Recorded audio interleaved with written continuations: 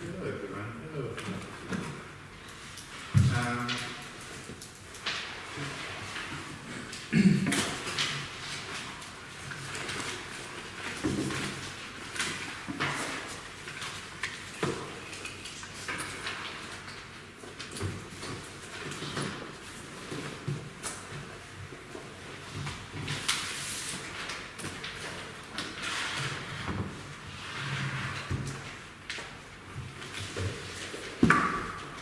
Okay. Hi. So, welcome to the Wednesday seminar. We going to read a little Heidegger today. Let's see how that fits with all the things we've done so far.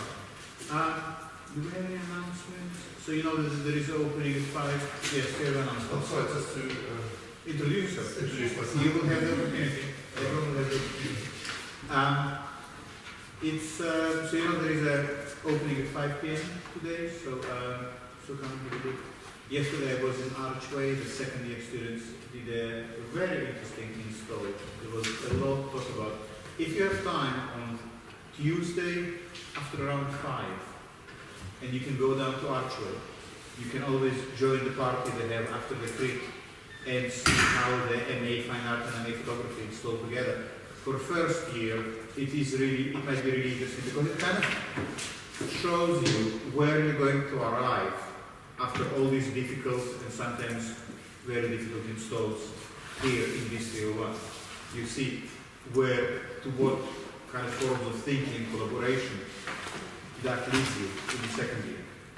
Yeah, so that's just useful. And also I think they do absolutely amazing work. This year, I think particularly, the students are continuously breaking new ground in the way they think about installing, about individual practice in relation to collective practice, in the way they kind of force us to rethink what does it mean to teach, and what does it mean to mark, and how do you evaluate the work that everyone done together. They refuse to treat it as individual projects put together. So I think it's really fantastic the way we as the tutors, we get challenged, and the institution gets challenged by the work students produce. They don't just fit within frameworks we build for them, they also break out of these frameworks or just show them to be quite restrictive. So it's really interesting work happening. Yes? Is that every Tuesday? The install is practically every Tuesday, apart from I think next week when there is the auction. The auction is next week? The week after. Yes. Next week. Yeah. The auction is at the end of the week, but for that reason there is no install. No, next week. Is there? Yeah, mine. Are you sure? Yeah, on the 9th. On the 9th, but not the week after? Oh, the week after, the 17th. Yes, okay. And the auction is the week after? Yes. Yeah, 19th. Yeah. So on the week of the 16th, which is not next week but the week after, there will be no install. And the week after there is also no install because MA Fine Art have a research laboratory. But apart from that, there's always an install. I'm not sure if you have access to year 2 timetable, but if you don't, you can email me and I will let you know if you want. Or just speak to one of the second year students because they know. And they say yesterday they had a nice party. The whole install was like a dinner party. Was it? Okay. So, any other announcements? I think that is anything you would like to report. How are you feeling? You are now exactly at the middle point of the first semester.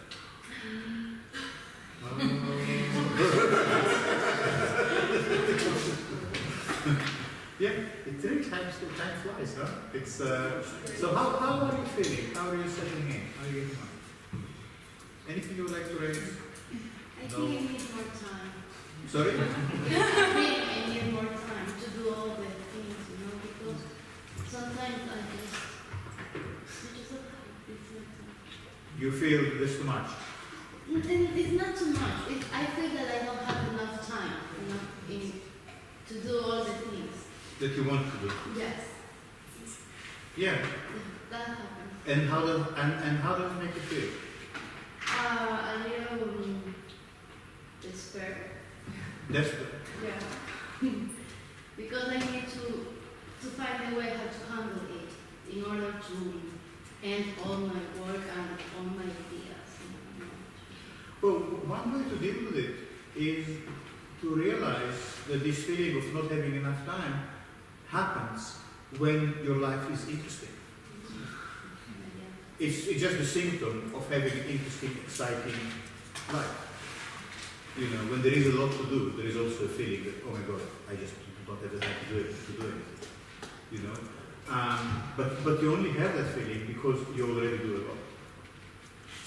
So that's what I would say. That's very good. Thank you. Anyone else? Has any thoughts about life so far and so far? Right, so as you know, we have some new faces in the room today. We usually start these sessions by going around, and I will ask you today to just say your name, and in one sentence, say what are you working on, okay? In one sentence. Let me start from here. My name is Candice, and I'm researching I'm researching on the main question about metaphysics, which is why is there something rather than nothing? Why there is something rather than nothing? A little question. A small Basic problem. one. Very good. Okay, thank you, Candice. Hi, I'm Nisha. I just want to know how to relate my work and course knowledge and with my biography. Okay, good. Thank you. I'm Ben, and I'm working on describing the experience related with reality through moving image. Good, thank you. My name is Catherine, and I'm working on illusion, and I think I'm going to start building stuff again. Good. My name is Vinicius. I am researching about the limits of the digital photography and trying to mix it with my affective photographs. Effective. Affective photographs. Great, thank you. My name is Irene, and I am working in duration, and at the same time with the nothing. Duration itself doesn't exist by itself. You need to have external individual to represent it. The duration doesn't exist by itself. You need to have someone to experience it. Yeah, you need to have another individual, an external individual that can help you to represent duration, because you can see it, you can touch it. It's something that is happening in time. So that's why I am working in have another individual, external individuals that help me to create my real piece. Okay. That makes sense. Thank you for that. Hi, I'm Julia, and I'm currently working on a design machine, and I try to build up a link between the model of Joseph Beuys and social sculpture. To build a link between Beuys' social sculpture and My work. and your work. Great. Really nice, yeah. My name is Ben, and I'm working on trying to capture an event. Uh-huh. Yeah. I love that everyone here has very modest ambitions. Great. My name is Siobhan, and I've been researching electronics and psychogeography. What was the first before psychogeography? Electronics. I don't know if I'm saying it correct. You know, like Le Flâneur? Flannerism. Oh, Yeah, Flannery. Le Flâneur, the male. yeah. I've been looking up again. I mean, I've looked it up before, but I was trying to find again about Le Flâneuse, the female counterpart. Oh, interesting. Yeah, yeah. So that's how it is pronounced, Le Flâneuse. Yeah, and it's strange because 20 years ago there was kind of more information on that than I found online so far. Yeah, I guess. Sophie Kahl is an interesting artist in this context. You know her work? Yeah, the name is well. But she did a lot of kind of spying after men projects in her early work when she went after this guy to Venice and followed him around and took pictures of him. It's a kind of really acting the flaneuse, if you will. Great, thank you, Siobhan. Natalia. I'm trying to build an infinite labyrinth. You're trying to build? An infinite labyrinth. Infinite labyrinth. Yeah. Good. Probably will be done by the end of the week, you know. Okay, excellent. Max? Hi, I'm Max, and I'm working on memory of my grandfather. On memories you don't have? Of my grandfather. Of memories of your grandfather? Yeah. Okay. Yeah. And did you read Proust at all? I read it. Yeah. Because, okay, we can talk about it later, but I think you might want maybe to, the book I mentioned several times around this table or in the crates, the book that's called Proust Was a Neuroscientist. And some people here even bought it. You bought it, yeah? And I think the chapter, you have it, yeah? I think the chapter on Proust really gets into the question of how memory actually works in a very interesting way. So that might be useful. Okay, who's next? Yeah. Hi, I'm Valentina, and I'm working in the relationship between memory and what Siren sees. Okay, thank you. I'm Simone. I'm working on an installation to do with the event, the past event, and vulnerability. Excellent, thank you. Hi, I'm Lexia, and I'm drawing my own deck of playing cards. Your own deck of playing cards. You mean that's what you're doing now?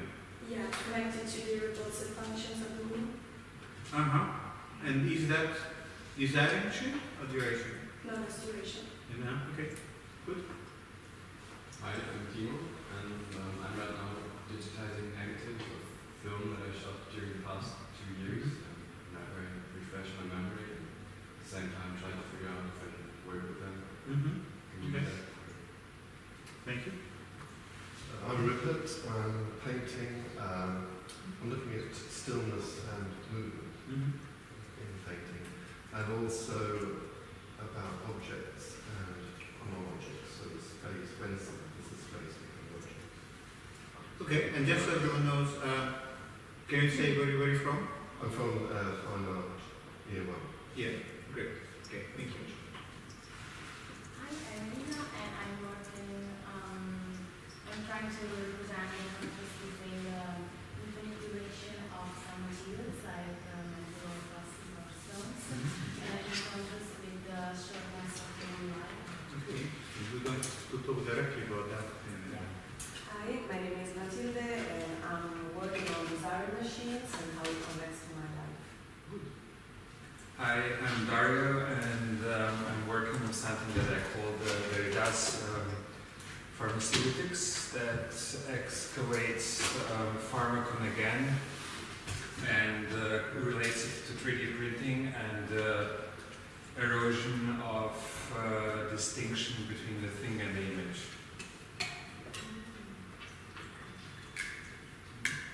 Great.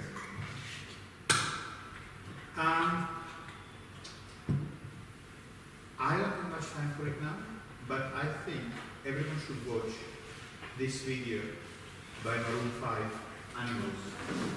Anyone knows Maroon 5? Yeah? Anyone saw this? Because we all the time deal with questions of change and becoming animals. And I think this is fantastic.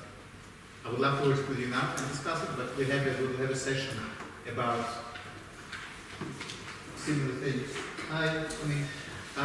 Later on, then we get onto that. But meanwhile, I just thought you should watch that. And for extra points, you can also watch FK 8 Weeks happy pacified. That is very interesting to anyone who is working on duration. I think that the previous one, Maroon 5, if you're dealing with desiring machines, watch that. If you're dealing with duration, watch FK weeks. One day we will do it in class and look at that. The thing is, the reason I'm pointing out to these two YouTube videos is that the philosophy we are working with around this table has very direct and immediate links to popular culture, for instance to these videos here. Yeah? So sometimes it's easy to forget that actually we're not going, 60,000 feet above ground to levitate in some kind of vacuum of abstract thinking, but we're actually trying to find out what is the language with which this work is made. We want to find how to read something like this.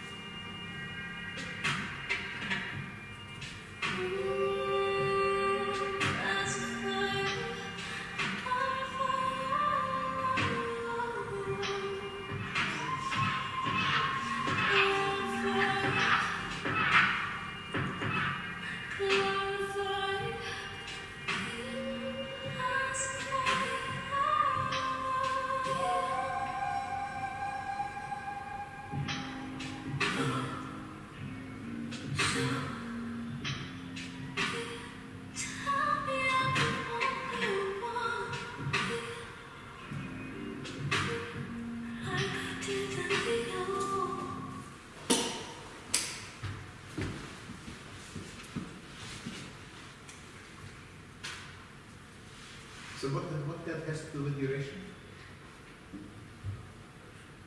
Irene, what do you think? It's about the repetition. It's about the movement. It's about repetition. It's also about desire.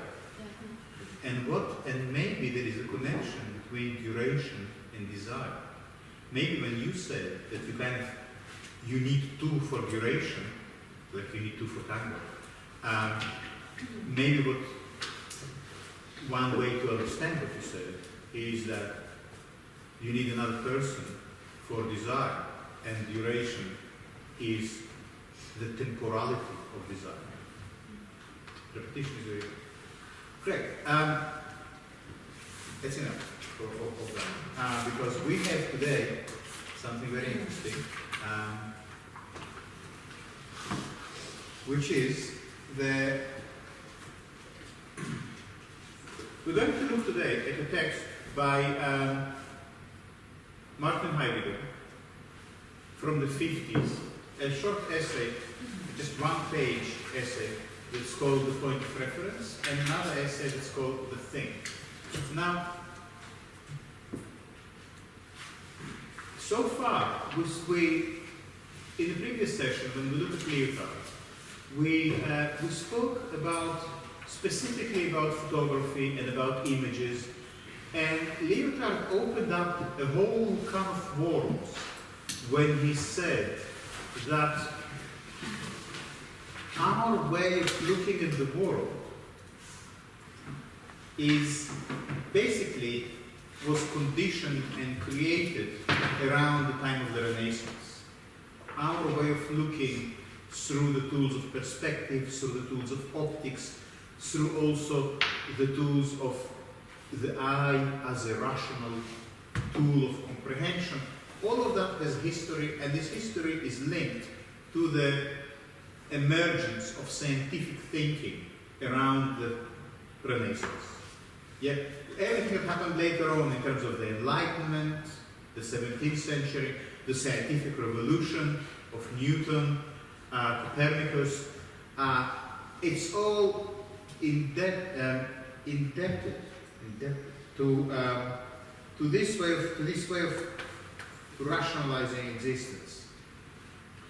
And the provocation Lyotard placed in front of us was that he drew a little analogy between what happened to painting when photography was invented and what is happening to photography now when the digital moment is appearing or being invented. Yeah? So just this little parallel, it's important to bear in mind. He basically said, look, painting blossomed since the Renaissance as the vehicle by which the world is represented as rational and logical.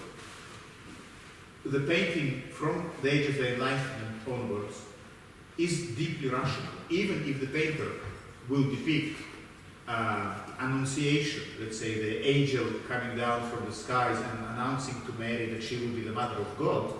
Even if the painter depicts a religious scene, the mode of depiction is fully rational. Does it make sense? Yeah? And he said, well, painting became this visual vehicle of rational thinking, in the same way that the scientific laboratory became the scientific vehicle of rational thinking, and capitalist economy became the financial vehicle of rational thinking, and representational democracy became the political vehicle of rational thinking. Do you see how it all kind of, how it's structured? So painting, realist painting, became the visual or the aesthetic vehicle of the same rational thinking.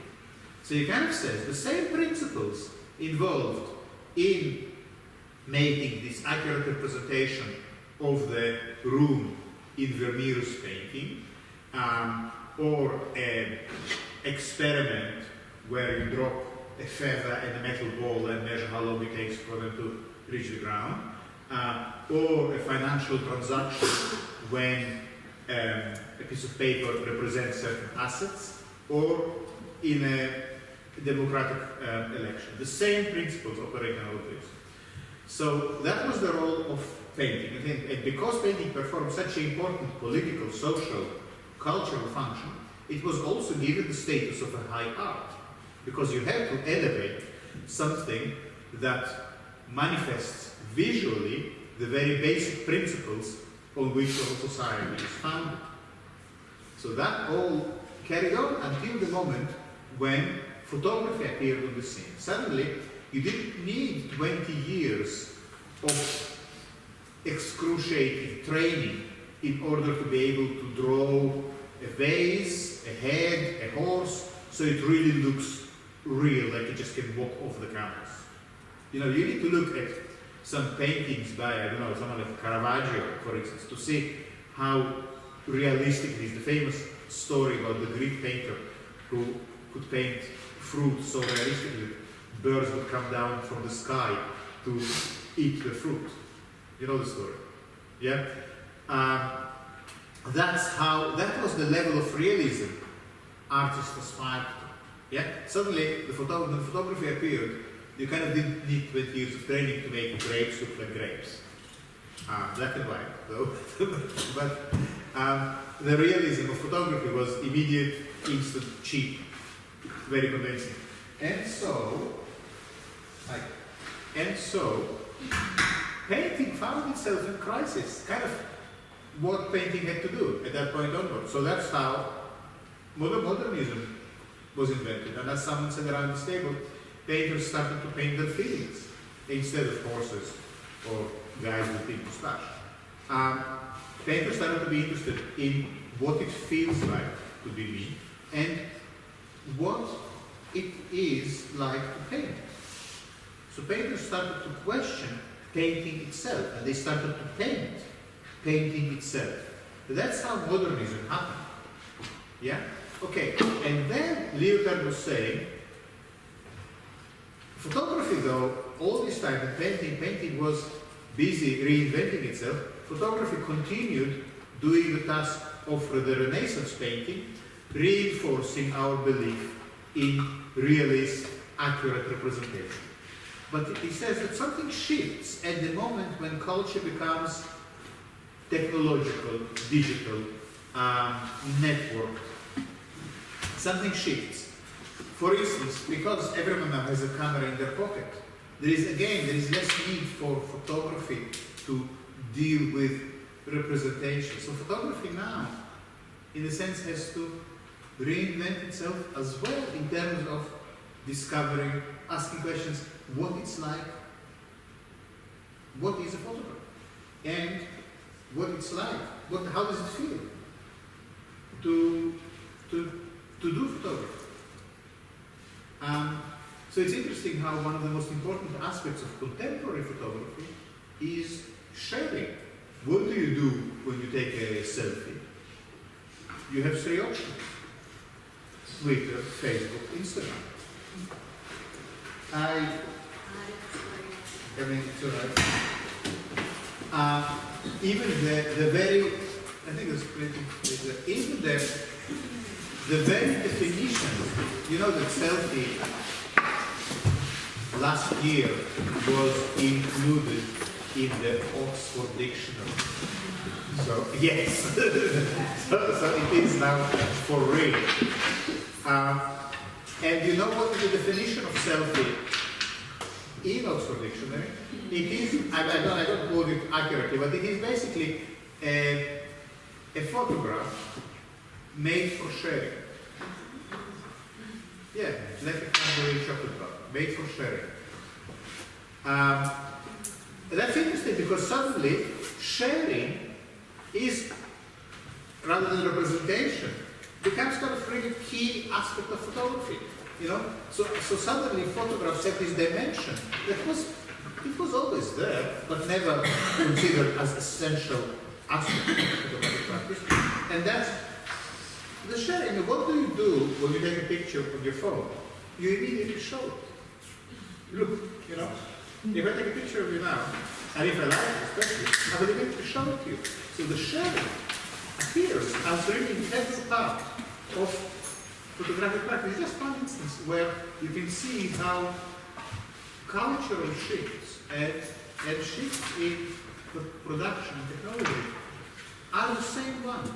It's not that technology drives cultural change. It's just that it's the same thing. Okay, and now we can move to Heidegger. Let me find the text in the book, and then I will dive right in. Doesn't selfie also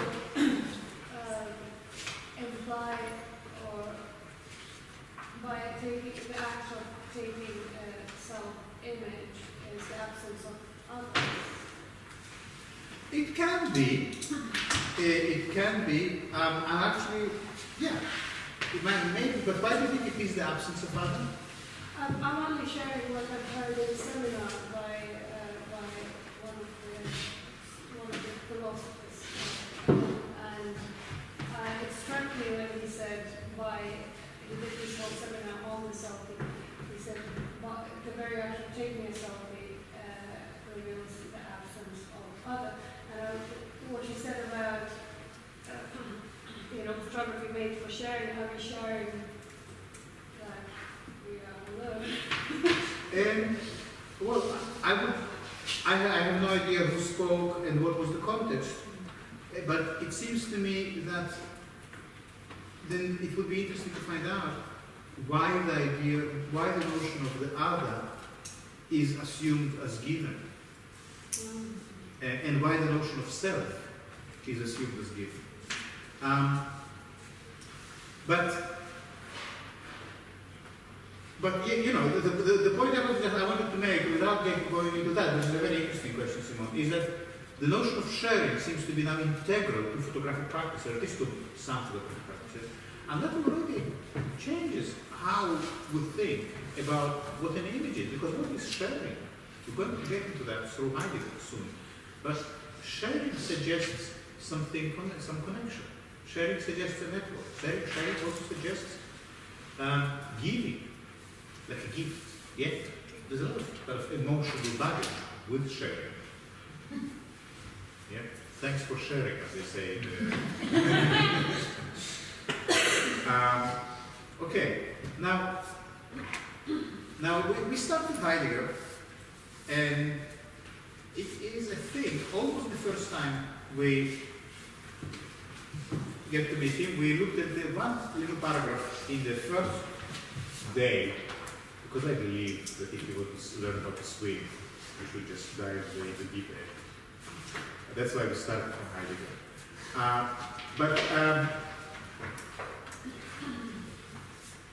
Heidegger has a very checkered history, and his place in philosophy is complicated. And I need to briefly situate it for you so you know what we're talking about. I don't want to kind of drag these issues. Heidegger arguably, and arguably is an important operative word here, one of the greatest philosophers of the 20th century, and maybe even ever. His influence on contemporary philosophy is undeniable. Even people who think that he is the most appalling character cannot deny his deep influence on contemporary thought. For one thing, Heidegger can be credited with basically creating the conditions for postmodernism as a philosophical movement to come about. He inspired a whole raft of thinkers that came after him, including Michel Foucault, Jean-François Lyotard, Deleuze and Guattari, contemporary art on its many forms. So his influence is undeniable. His writings can be deeply insightful. Whether you agree with them or disagree, it's kind of not that important anymore. But at the same time, he was born in the beginning of the 20th century, 1898 or something like that.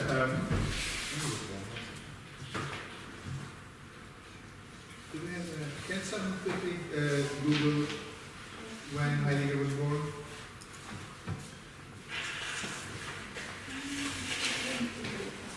Yeah. 1889. Yeah. So you just need to realize that basically his lifespan covered the First World War and the Second World War. Yeah, that's the time. He was mostly writing between the 20s and the 60s, late 60s, early 70s. I think he died in the 70s. And he was German, obviously, Martin Heidegger. So his life coincided with the rise and fall of the Nazi, of the fascist Nazi regime. And unfortunately for him, he was a card-carrying member of the Nazi Party.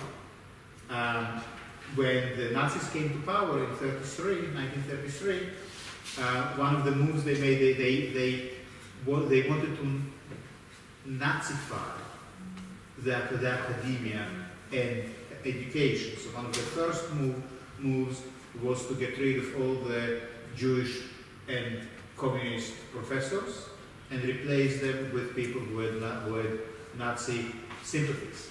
So, for instance, Heidegger's teacher, Edmund Husserl, who is himself a great philosopher and very much taught Heidegger. Heidegger followed in his footsteps to a large extent. Edmund Husserl was a Jew. He was sacked, and Heidegger took his place as the rector of the University of Freiburg, I think. Yeah. So then also there is the small matter of Heidegger's private correspondence, the so-called black notebooks, that got only recently released, and they caused a kind of another storm about you know, because it does seem like he had some quite nasty things to say about Jews. And his sympathies to the Nazi regime, they were not accidental. They also somehow linked to his philosophy. Yeah. Now, the reason I'm putting it out for you, because I want it to be complicated. I want you to understand that this is really complex. So Heidegger was he left the Nazi Party after a couple of years. He definitely was not someone who would support, let's say, the genocide or the final solution, so-called. It took him some time. He did understand after a few years that what the Nazi Party is doing is completely not what he was hoping to do. At the same time, it's important to bear in mind that many intellectuals in Europe around the 1930s felt infatuated with the Nazi fascist movement to some extent, partly because the thing they really were scared of was not so much even the Soviet, Bolshevik, Russia, but America. The greatest danger to Europe they saw in the Americanization of everything. When you know, no cultural values, everything is just about new shoes and money and investments and everything, you could buy everything and no place for real culture, real education. All these great European values of the Enlightenment, many people felt are most under threat from America. And for those people who held these European values very dear, the humanist values very dear, the Nazi movement seemed like a kind of solution that will rescue them from Americanization. That's how the British writer who analyzed it very, very well is George Orwell. If in his essays, not in his novels, in his collection of essays. If anyone is interested in this part of European history, then Orwell is interesting source to read. But back to Heidegger. So Heidegger had this really checkered history. After the war, he had to undergo a denazification, so which basically means he was punished for being a member of the Nazi Party. His punishment was for about 10 years he was not allowed to teach, and was basically denied access to academia. He carried on writing, and later he was allowed to go back to teaching. He published some more books, and then he died. So here you have this strange personality. On the one hand, a person who has deep influence on the way contemporary thinking operates, on the way contemporary art operates, and on the language of contemporary art, because Heidegger had a lot of really fascinating things to say about art, which we will experience soon. And at the same time, a member of the Nazi Party. And you can, in some respects, you can really see, especially those that he written in the 30s, you can very clearly see how his political sympathies and his philosophy are closely linked. So where does it leave us? Where does it leave contemporary art? Where does it leave philosophy? Where does it leave thinking? When one of the pillars of this thinking is also a kind of erotic pillar. Yeah? But you see, that's why I think it's so important for us to look at Heidegger, because by looking at Heidegger, and I'm saying it very hesitantly, but I think it needs to be said, by looking at Heidegger, we also look at ourselves. By looking at Heidegger, we kind of uncover the deep-seated contradictions within our own practices, politics, ways of thinking. So Heidegger needs to be approached with caution. It's a dangerous substance, but it's a very powerful one. That's why we're reading him. You know, I don't want you for a second to think that I'm kind of, you know, that people sometimes make the mistake of thinking that those who are interested in Heidegger somehow do it because they just don't want to acknowledge all his kind of checkered history with politics. You know, this is not the case for us. It's precisely because we understand his politics and the connection between his thinking and his politics that we need to find out about it. It will be no good to say Heidegger was a Nazi, therefore we're just not going to read it. That would really be just not looking at the roots of our own forms of thinking and the dangers and the potentials harbored that lurking within. Okay? That was the disclaimer, if you like. Yeah, like you have on cigarette packets. Heidegger can be bad for your health. Okay, with that in mind, so let's see what this man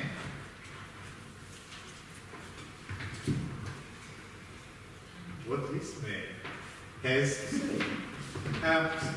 This whole book, which is a new translation from 2 years ago, a great translation, I think, the Bremen and Freiburg lectures, that was the first time he gave a cycle of lectures after his rehabilitation. It was in the 1950s. So that's late Heidegger.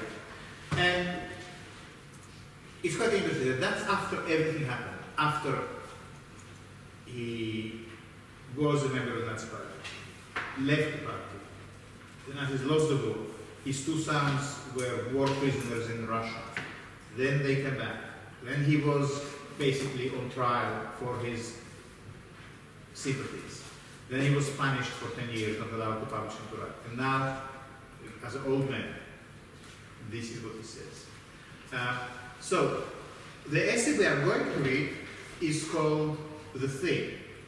And the first, just one page, the point of reference, is the general introduction to the whole book, where the thing is part of it. And in this point of reference, the main key question that the whole book is dealing with is being posed. Okay. Now, how are we doing for time? I think before we start reading, let me give you a little bit of a context. Generally speaking, a great philosopher or a philosopher is normally someone who deals with just one key problem. And I think the greater the philosopher, the more simple the problem appears. Yeah? And that's why every time we go around this table, I ask you to say what you are working on in one sentence. And later on, maybe you will be able to say it in just one word. Because usually, one word is enough.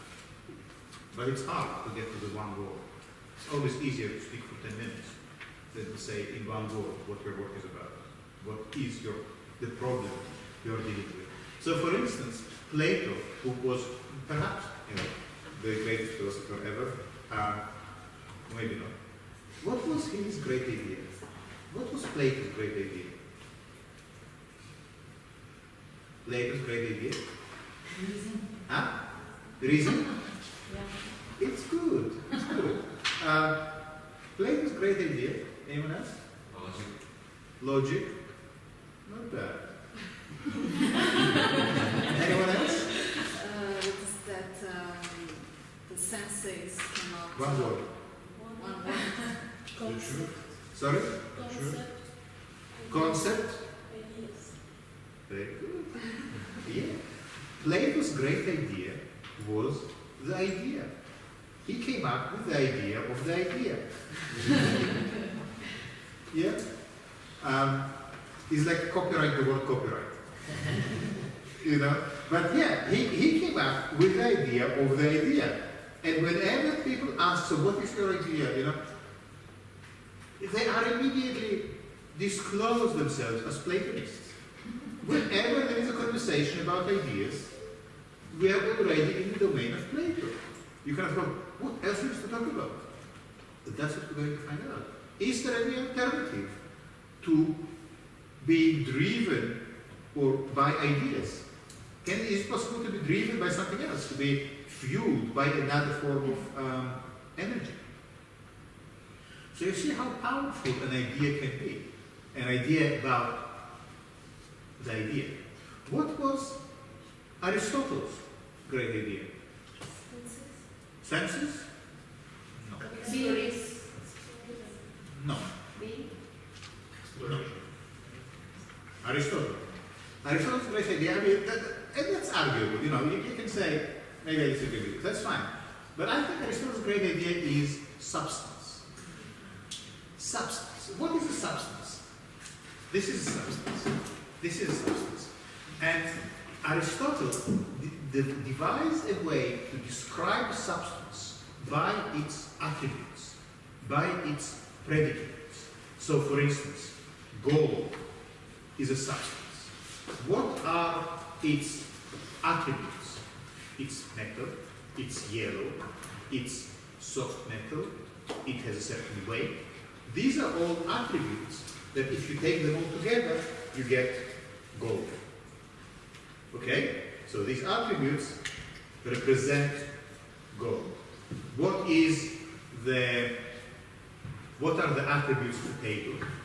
A table is a flat surface with 3 or 4 legs, usually for writing or eating or something. Yeah?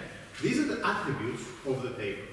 So you see how Aristotle brings in this notion that any substance can be represented by its predicates or integral parts or components.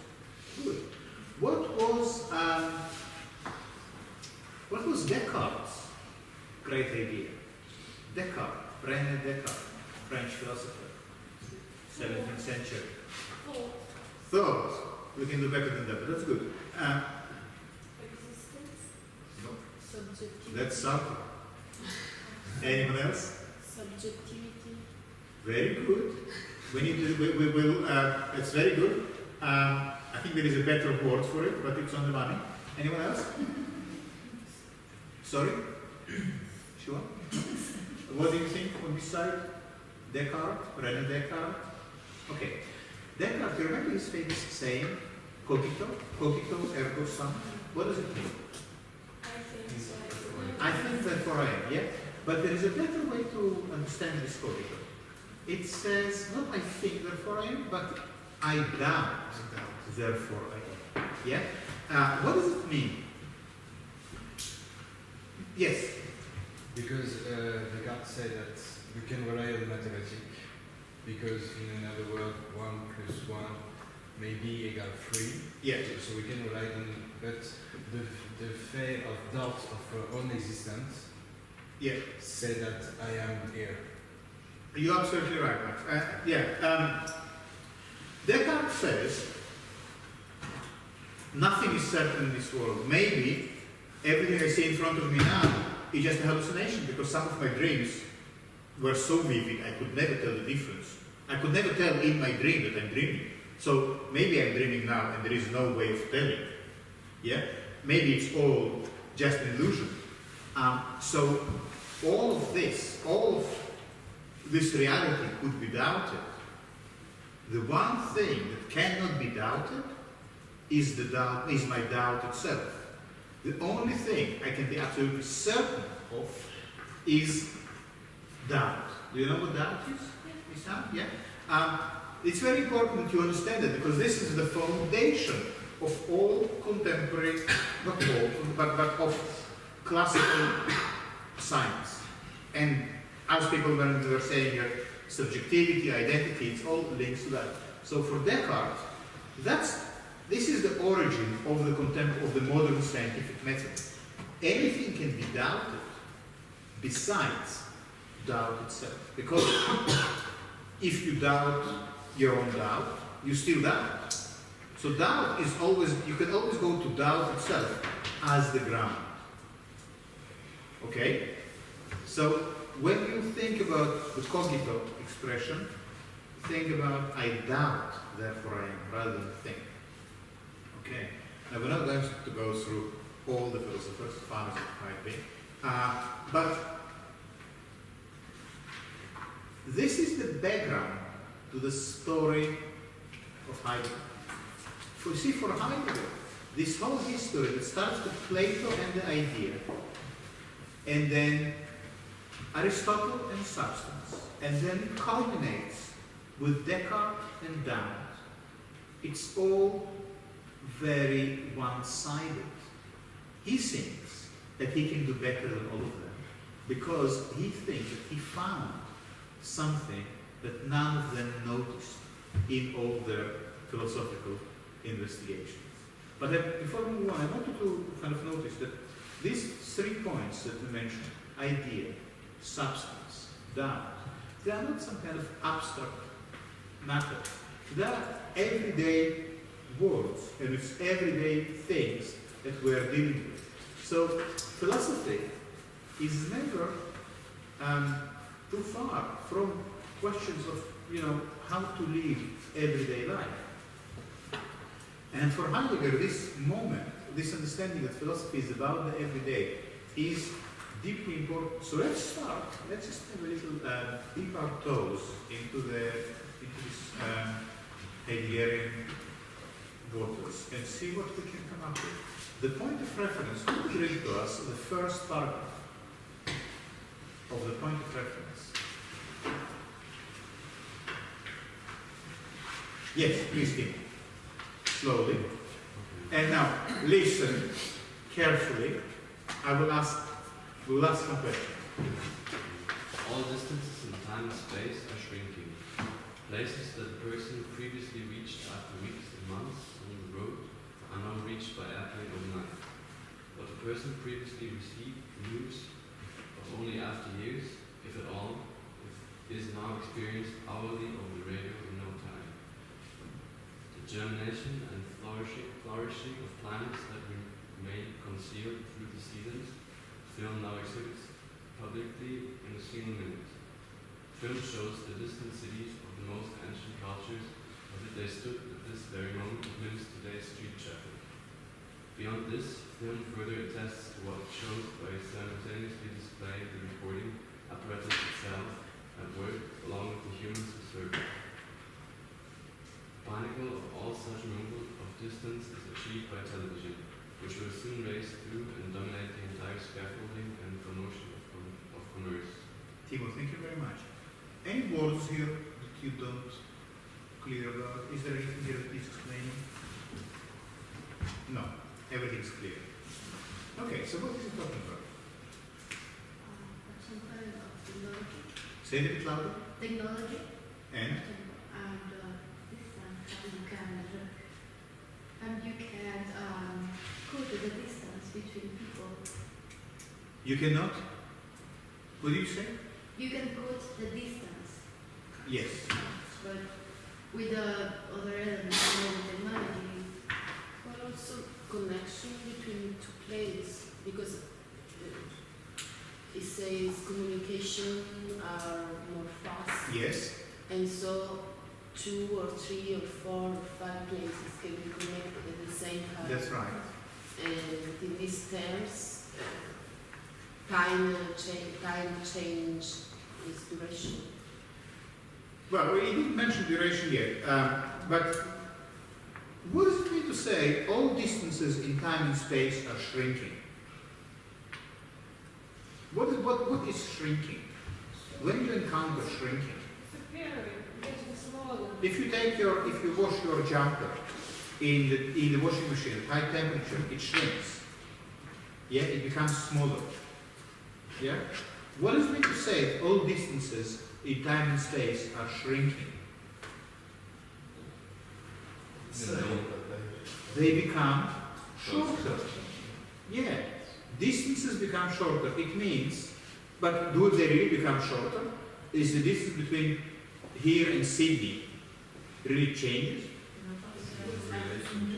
So what is actually happening? Why? But why is that?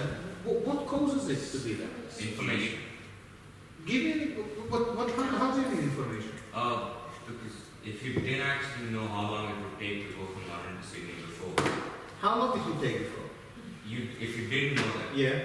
And now you know it. Okay. Suddenly it seems achievable. Suddenly it seems possible.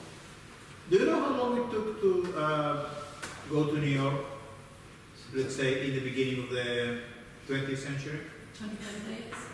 On a boat. Yeah, something like that. Yeah, yeah. And how long it takes now? 6, 7 hours. Yeah, yeah. And then when there was the Concorde, it could take half the time, 4 hours. And if you use Skype, then you can just be there right now. Yeah. So this is the meaning of all distances in time and space are shrinking. It's not that because the globe physically becomes smaller. I know it sounds stupid, but it's very, very important that we understand what is the basic problem Heidegger is talking about. Yeah? He looks at every day and he identifies there's something that doesn't make sense to him. And that's what he makes his art about. Just like you.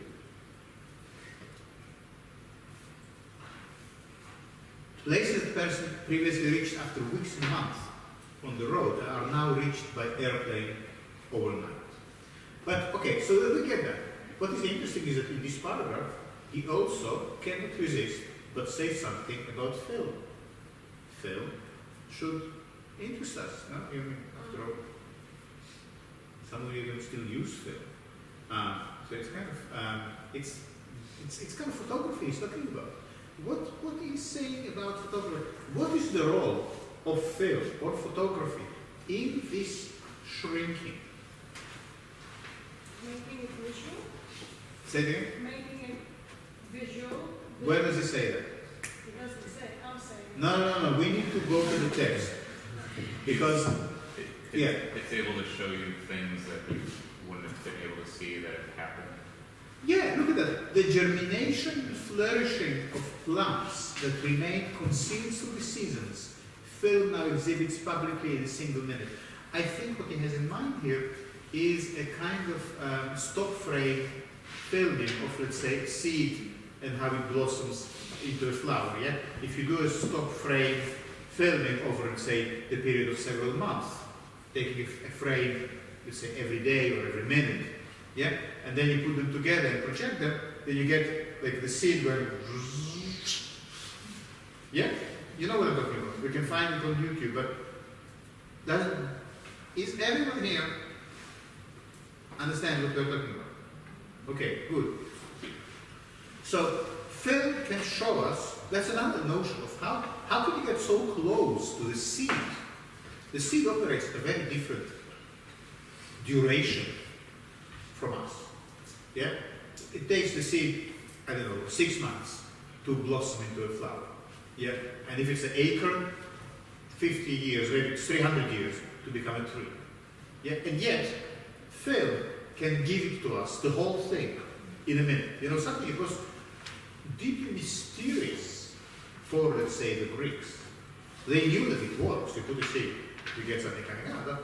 But the whole thing, they had a god. They matter. The god was just responsible for doing this, for making sure that the seed will actually come out.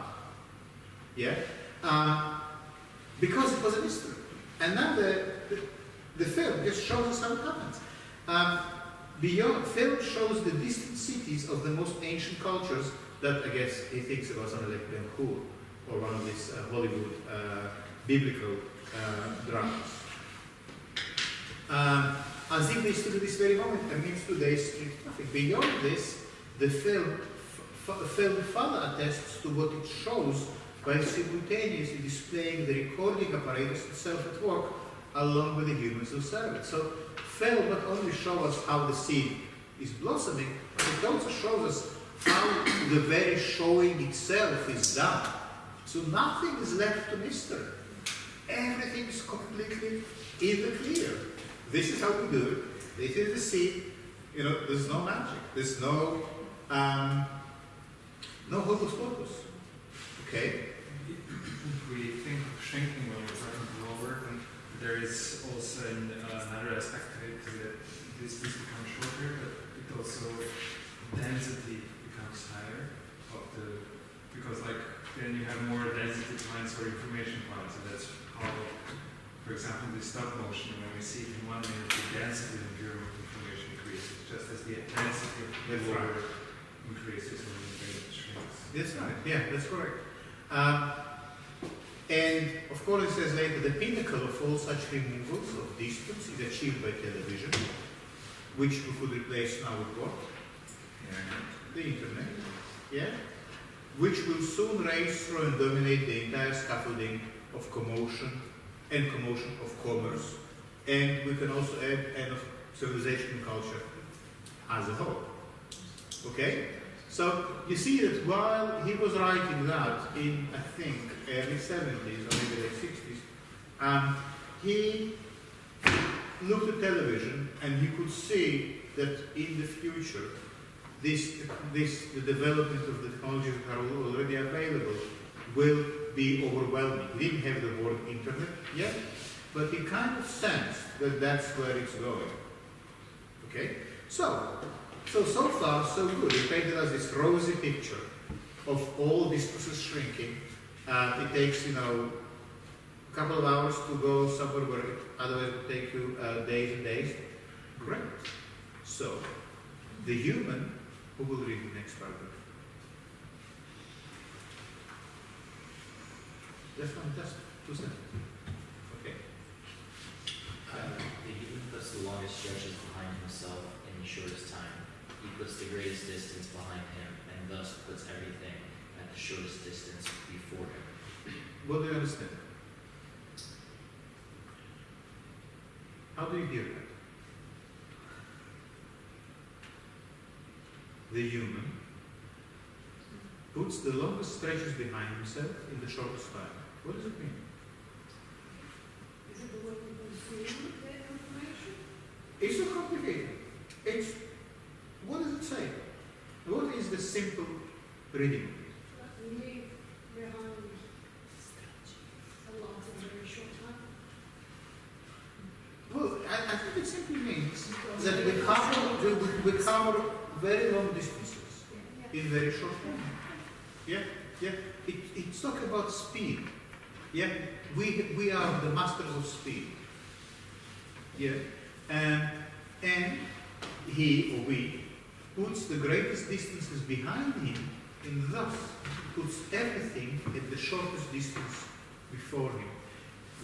Everything becomes accessible. You have a relative in Australia. You can speak with them in real time. And you can see them, and you can share a joke. You can get on a plane and be on the other side of the world in half an hour. And you were born into it. So that kind of might feel a little bit like, that's how it's supposed to be.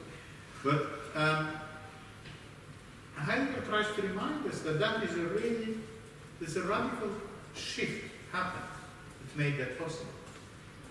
And then, whenever you read something like that from Heidegger, that sort of marvels at the great advances or achievements of contemporary culture, you always have to wait for the paragraph that starts from "and yet." And here it is. Who will take it away? Who can read it? Yes. Yet the hasty setting aside of all distances brings no nearness, for nearness does not consist in a small amount of distance. What confronts us at the shortest distance in terms of length, through the imagery of film or the sound of the radio, can remain remote to us. What is vastly far away in terms of length can be near to us. Short distance is not already nearness. Great distance is not yet remoteness. What are you saying?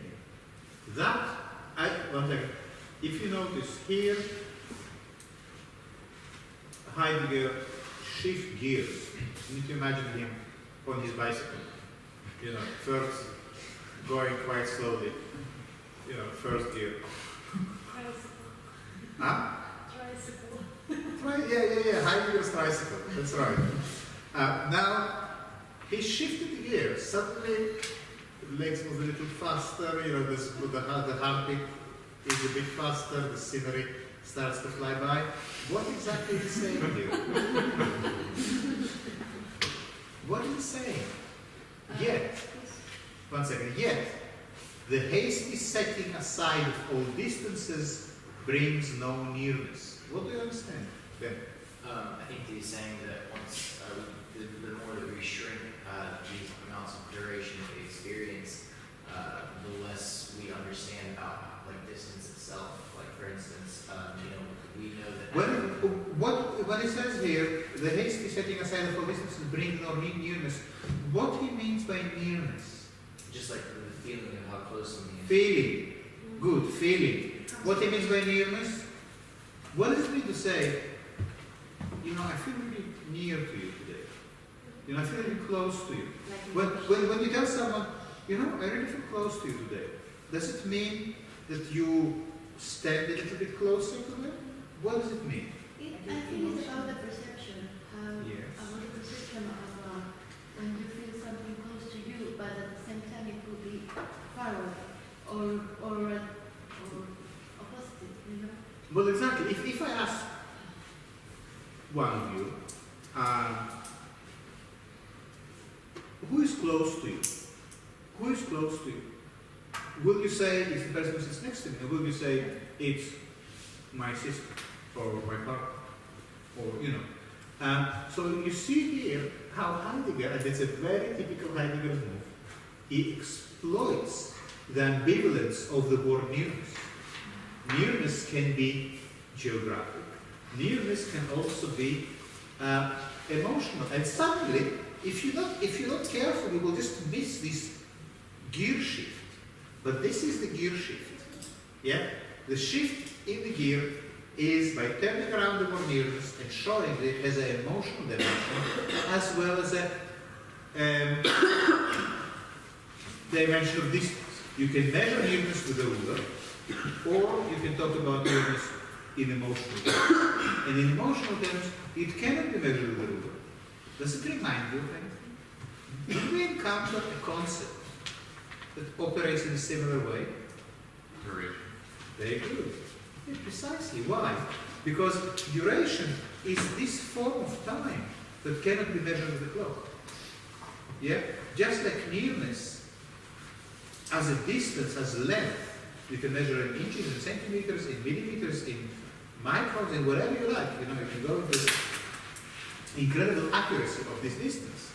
But there is another that cannot be measured, that can only be approached.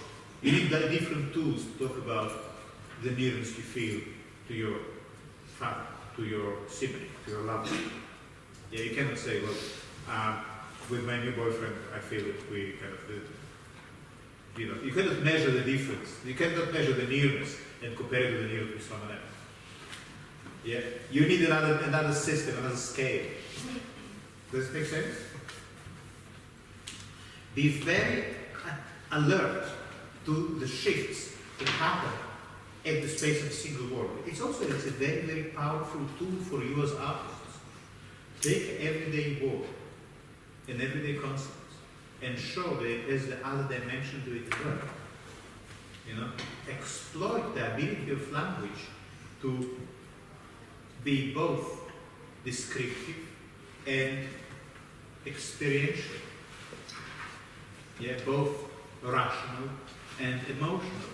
Heidegger is the master of that. And on one hand, you could say, look, this is just this is like a little bit of a sleight of hand, like a bit of a card trick.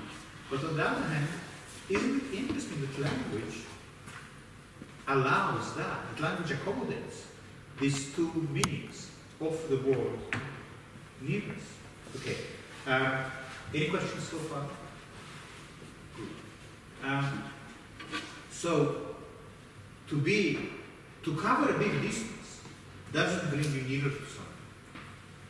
Yeah? Nearness is not to do with driving fast. That's the first point. What confronts us at the shortest distance in terms of length through the imagery of film or the sound of the radio can remain remote to us. Yeah? So you open the radio in your room and you hear these voices and they really sound like someone is in the same room with you. They sound very, very near. But are you really near to what is happening, to what the radio is talking about? Are you really near emotionally, physically, or whatever, in any way you like, to what you see on the 10 o'clock news on your television?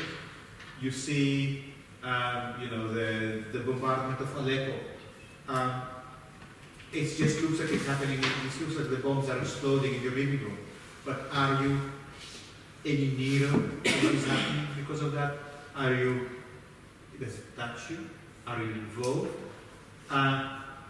That's how Heidegger plays this point. What is vastly far away in terms of length can be near to us. Short distance is not already nearness. Great distance is not yet remoteness. So, you see, he introduced a kind of complexity into this idea of speed. He says, yeah, we cover great distances, and we really, but covering a great distance doesn't bring you any closer. It's a bit like in photography. You can have someone's close-up, or in cinema, you can have a close-up of the face of the actor that fills the whole screen. You could really see the last wrinkle, all the blood vessels in the eyes, but doesn't bring you any closer. Is there nearness? Heidegger says this zooming in, the macro, the driving fast, the acceleration, the speed of sound, all these devices that shrink space don't bring you any closer. Okay? Good so far? Right. Where is driving? Where is it going with that? Now, the next, do we need to go to the next sentence? Let me see. Are you okay? Do you want a little break? Okay, 10 minutes. So come back 10 minutes to 12.